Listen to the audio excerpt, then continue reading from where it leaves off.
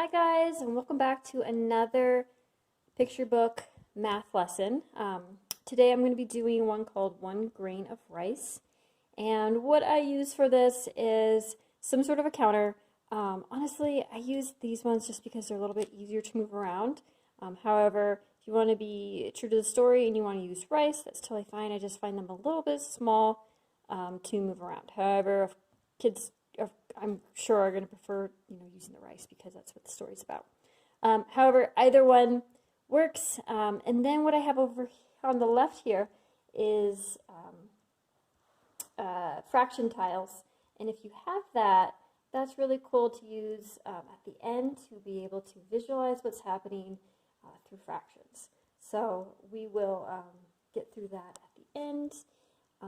And what I do here is we start the book and just read it. I'll just go through and read it all, in which what happens in the story, I should back up here for you. So what's going to happen in this story is the Raja is greedy and keeps all the rice to himself. This woman in the village, they're all starving, and she catches some rice that came out of the Raja's sack as it's going to the storehouse, and she, as a reward, says she wants 1 grain of rice and she wants it doubled every day for 30 days. And he's thinking, that's a pretty sweet deal. So as you can imagine, what's going to happen is it very slowly doubles at first, and then we really pick up some steam to the point where, you've got a whole lot of rice coming your way. So we read the story. Super engaging and cool. What I like is at the end of the book, you'll have this where it's actually written out. And what you can do is actually just do it on the book, have the child put the 1 here, or with the rice, the 2 here, and then continue forward. And then typically what I will do is find one of the numbers, depending on the age of the child, or not even the age of the child, but just where the child is at, and pick one of the boxes. So let's say there's 64 in here. Okay, so we'll take that out and we'll use the 64. And now we've been doing doubling, and then I talk about halving, or even putting it into quarters. So with 64, we know that it's going to be able to be divided by 32, 16, 8, 4, 2. We can do all of these combinations. So you can ask something like, okay, we got these 64 grains of rice, and can you make 2 groups out of it?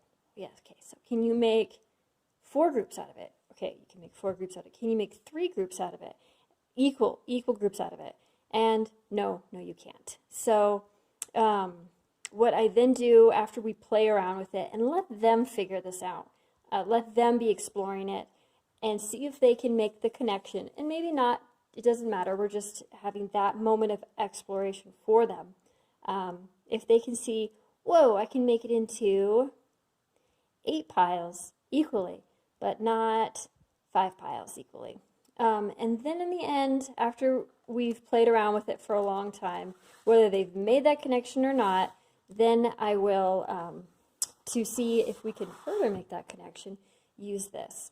And, okay, so we have